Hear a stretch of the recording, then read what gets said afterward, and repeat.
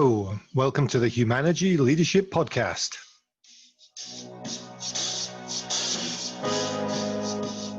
I'm David Wheatley, and we're here to talk all things leadership.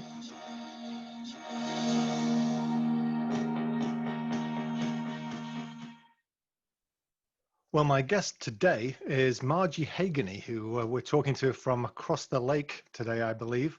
And we're going to be talking about powerful questions. So welcome, Margie. Nice to see you. Thank you, David. Good to be with you. Well, we've kind of weaved in and out of each other for about 20 years in terms of the work that we've been doing and some linkage around some other consultants. And Margie is a teacher and coach who works with leaders of complex systems who are looking to learn. And this idea of questions came up in a conversation we were having recently. And Humanergy uses the term of powerful questions as part of our leadership pyramid, and the idea that powerful questions build critical thinking rather than the leader providing the answer for the person, which then trains the person to come to the leader for the answer consistently. And I know you've been doing a lot of work and research around what I call powerful questions, what other people call humble inquiry. And I thought, what a great time to have a conversation about that. Absolutely. So I normally try and start off with, give me the potted history, the 1-minute version of your biography. My story is that my formal schooling is education, College of Education, and more specifically, early childhood education. Did work in Head Start programs, early childhood programs, with a focus on how do I create the conditions for learning. And then I did quite a significant turn some years into it and went into one of the largest complex work systems on the planet, Ford Motor Company, and learned that the skills I developed and practiced with much intention as a teacher translated quite well to leaders at all levels, including executive leaders of complex systems. And I've been doing that for a couple of decades now. And we're starting to get a pattern together on this podcast, I think, because a few episodes ago I spoke to Thor Flusserson, who's the global director of learning for the Kellogg Company, and he has a background in education. And we were saying how we both started in education, and I started in elementary as well. So we've got some themes going here. But so this idea of questions ties into your work. You've gone from teaching to Ford to coaching and supporting people, creating the environments for learning. What's been your experience about this idea of how we ask questions to create a better environment, create better followers and better leaders ourselves? My experience, including for myself personally and my own habits, is that we ask questions with the intention of being helpful. And this links to the work of Dr. Edgar Shine. That we intend to be helpful and we intend to help move things along and people along when we ask questions, but actually quite unintentionally, we often do exactly the opposite. We, in our eagerness to be helpful, what we're actually doing is feeding the answer, which doesn't help at all in creating competent, confident thinkers or leaders at any level. So that intent to be helpful, I want to help you out. And so the shortest route to me helping you out is to tell you the answer to the question that you've got or the problem that you have, rather than helping you get to that result on your own. Right. And that does link back, at least for my own experience, to even work in schools. If I give my students, or even at home, if I am intending to be helpful to my children with their schooling, and maybe now in the pandemic more than ever, a lot of people find themselves in that situation. I am not helping my student build muscle and critical thinking skills for themselves when I am feeding answers in the way I ask questions. Right. And so the byproduct is if I feed you the answer, I've just trained you to come to me for the answers. Yes. Whereas if we ask what I call powerful questions, what I'm doing is training you to think about a bunch of things before you come to me. So I'm not saying you shouldn't come to me, but you know that if you come to me, I'm going to ask you a bunch of questions. You start to think about those questions previously. Yes. Yes. So you mentioned Edgar Shine. Help me understand a little bit about his work, because I know you've been very familiar with that. Yes, I actually became familiar with his work when I was working at Ford, and Ford had the budget capacity to reach out to very well-regarded thought leaders across the planet. And because of his work in MIT and the work with systems thinking with Peter Senge, I became familiar with his work and I studied it from afar. And then in the last 10 years or so, he's now professor emeritus. He is well into his 90s and still very, very active. In partnership with his son, Peter, they have republished some of his most pragmatic teachings, I would say, in the form of some very accessible, easy to read books, one of the first of which was named Helping. So I have dug into Edgar's work further, and in the last couple of years have also had the privilege of having dinner with him a few times. And it's given me, I had a lot of theoretical underpinning when I was in the College of Education, and Edgar's work aligns with and supports that with the notion of the complex systems work as well. So this is what he calls humble inquiry. Yes. And Yeah. how would you frame humble inquiry for people that have never come across this work? Humble inquiry is the notion that I show respect, I show support for people by hearing where their thinking is at and suspending my own assumptions about what it is that someone might need from me in order to further their thinking and their progress, and specifically in the way we offer questions that aren't my thinking is higher level than your thinking. Right. So it's suspending all the things that are going on in my head for a minute and asking a question that I probably don't know the answer to help you do the thinking that you need to be doing. Right. And even if I do have thoughts about it, holding back and allowing the thinking of the person I'm there in service to come forth and supporting them with their own thinking. Right. So we have a couple of rules for our powerful questions. One of them is a powerful question should not be able to be answered yes or no. So it should be an open-ended question.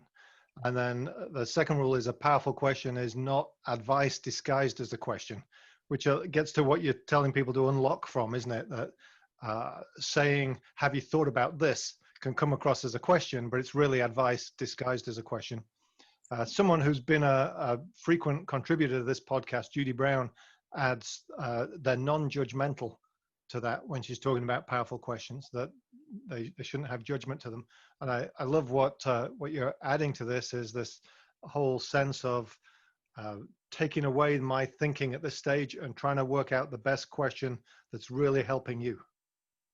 Yeah, and I have another teacher, John Shook, who spent many long years in Toyota. And there's a phrase used there that goes along the lines of, I didn't know what question you needed until I heard where your thinking is at. And again, we all have deep, deep, deep neural pathways right. for offering our thinking question mark, mm-hmm. which is not at all the same as asking an open-ended question right. that creates the condition for another person to do their own thinking. And I love that framing of it, that idea of I didn't know what question you needed until I understood really where you were coming from. Right. And most leaders don't tend to operate that way. The leaders I work with are immediately wanting to be, like you said, helpful with the answer, as opposed to recognizing that their job is to ask that powerful question. Right. And in a lot of industries or companies or organizations, people are viewed higher value for what they may know.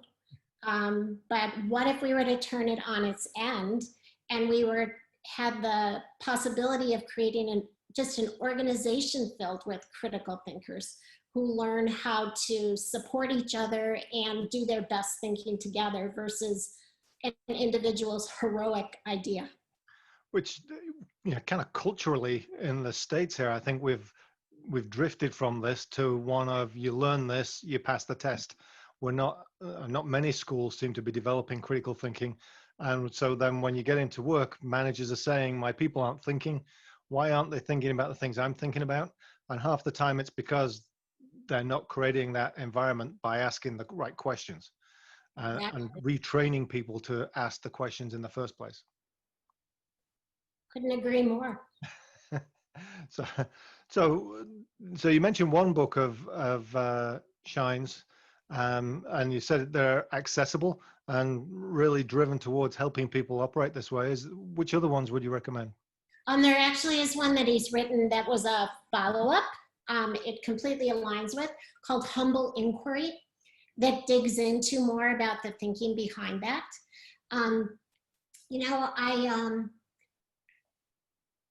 I sometimes use the phrase humble inquiry with people when they are open to hearing it that way. And sometimes, like you, the phrase a powerful question may be the better labeling for it. Right. And but the idea is that, it's not that what you're looking for is balance. There are times when a question, it is important that a question be more directive.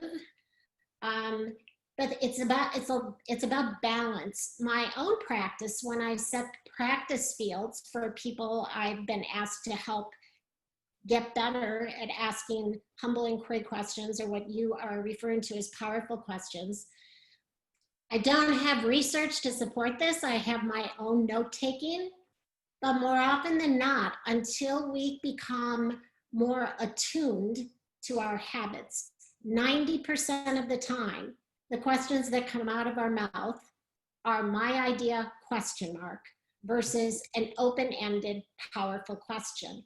And it's humbling for people when they start to get some of that evidence for themselves. Some of them feel badly about themselves when they realize that.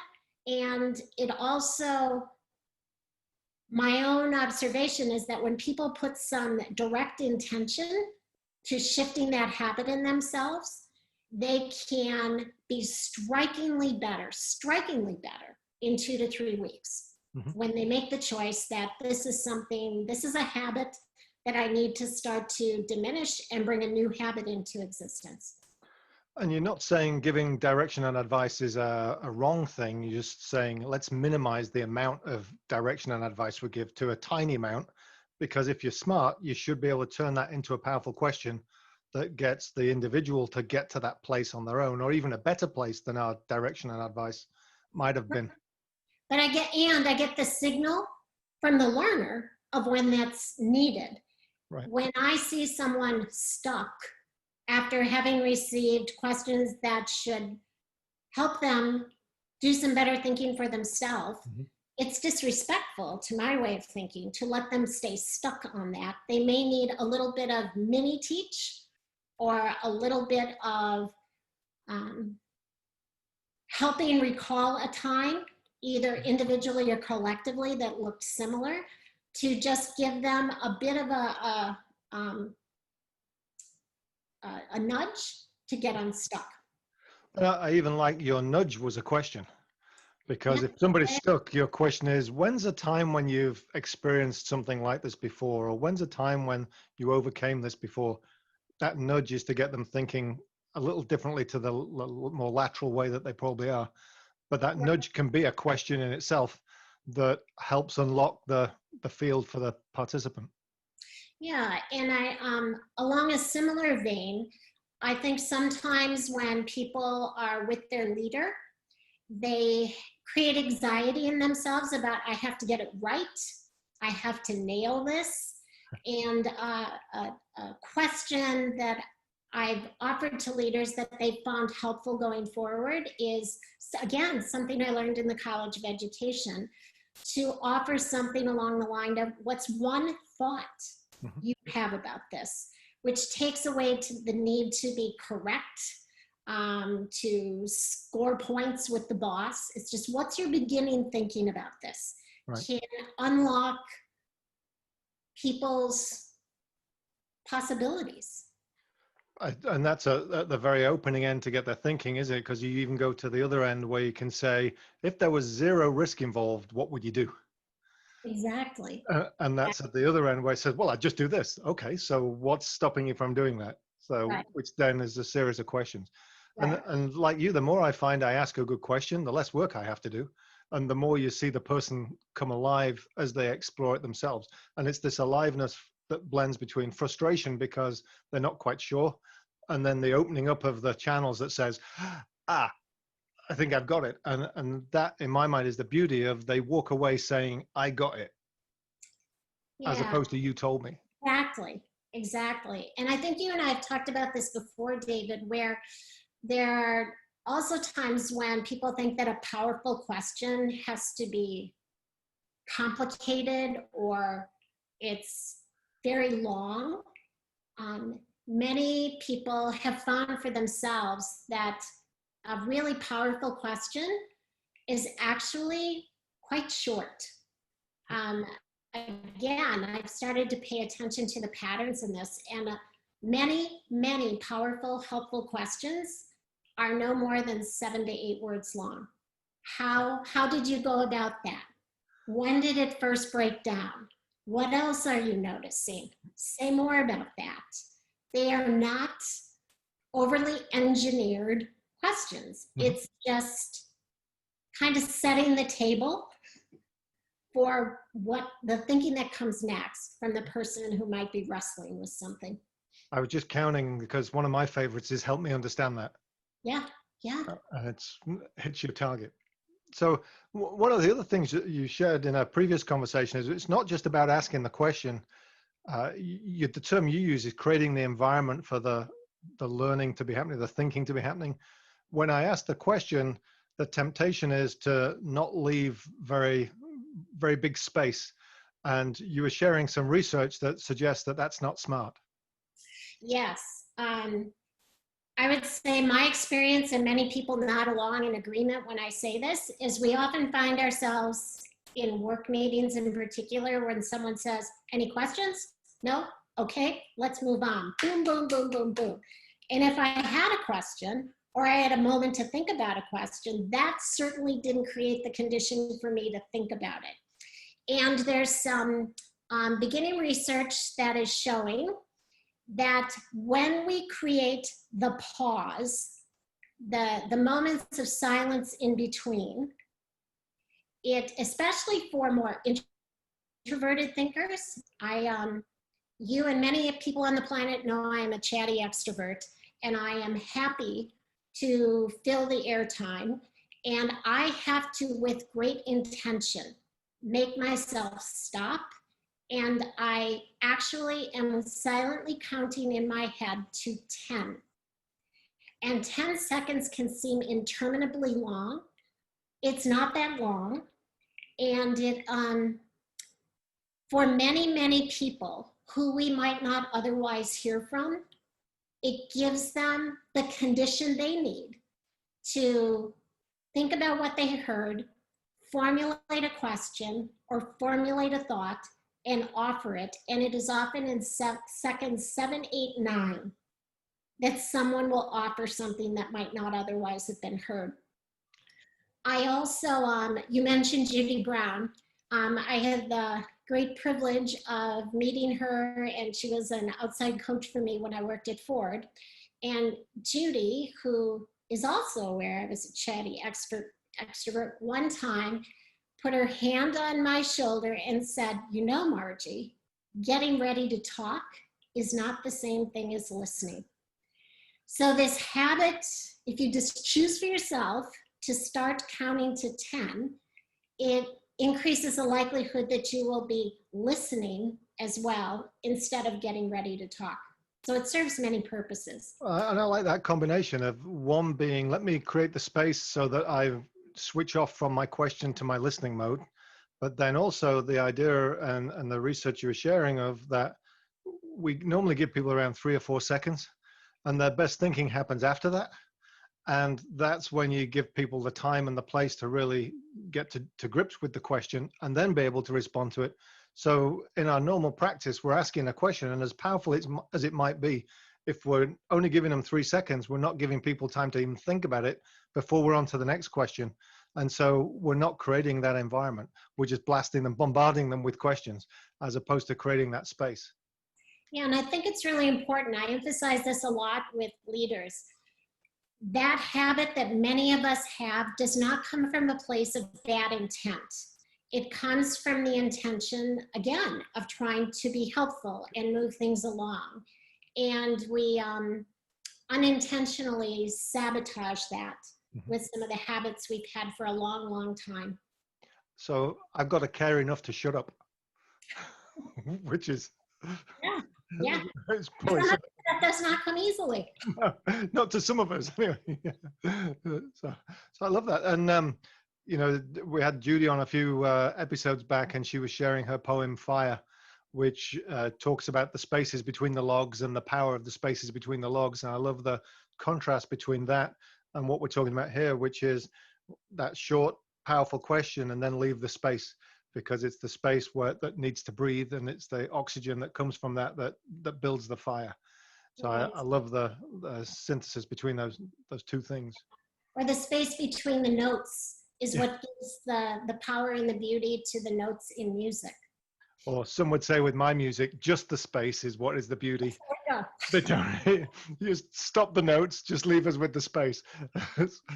That's what I hear all the time. So the other thing that we talked about recently that I found interesting as well, that I was sharing that I take notes when I'm facilitating on my computer, and I create mind maps. And you were sharing the research again in the practice of taking handwritten notes and the learning that comes with that. So tell us a little bit more about that. Yeah. Again, from the College of Education, I had it pounded into me to record. It was decades ago, so it was record in writing, just what I was seeing, not in putting any judgment or opinion into it, capture the evidence of what is going on. So I have deep habit for doing that. And I have held on to that habit for many decades, even when using a keyboard is handier and omnipresent. And I wondered for myself why that was the case. And I have always felt for myself that the kinesthetics of writing notes by hand somehow helped me retain what I was hearing better. And there is research that is showing that. There's many studies underway, one of which I'm most familiar with is underway at Stanford, where they are asking students, I believe it is in an Intro Science 101 course, where they are asking students to put away their notepads, their keyboards, and take any notes by hand. First of all, you have to see if people can even still write. Now, so there's a first problem to be considered. But there actually is something, research is showing, that the multimodality of hearing, seeing, and kinesthetically writing creates different neural pathways for learning in our bodies than does just using a keyboard. Retention is higher. Deeper learning occurs. So I do that with the people that I coach, and I give them, everything I do is completely transparent, and I just take a photo or give them the copy of what I've written, and they have evidence for themselves about what actually was said, what actually happened, versus some of the assumptions we may have of how we showed up in a particular meeting or a particular moment. Right. I think, don't quote me on it, saying Dante's quote is, he listens well who takes notes. And so we connect the listening with the powerful questions to the, let me make some notes. And I have a plant manager, actually a CEO now who, whenever he's in a plant, always insists that everybody has a little notebook, because if something happens, how will they record it? Because 10 things could happen in the plant that need taken care of, and you've forgotten 9 of them by the time you get back. And so everybody should have a little notebook in their pocket somewhere so that they can write it down. And it's kind of getting people into that habit again of writing. So you've shared, hey, we can ask powerful questions, and the humble inquiry, which is about really caring for the other person, because I'm not giving them the answer. I'm helping create the environment for them to learn and develop the critical thinking pathways themselves. That then we need to create the space to listen and give them at least the 10 seconds so that they can do their best thinking, and then make sure we're taking some handwritten notes, because that's going to help us capture what it is, the evidence behind things that will probably prepare us to ask a better question either next time or as a follow-up.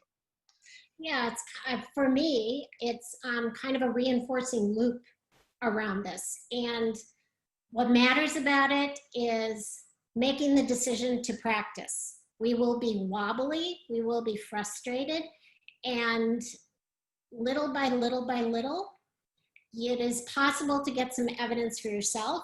And the biggest evidence may be how people you lead respond to you.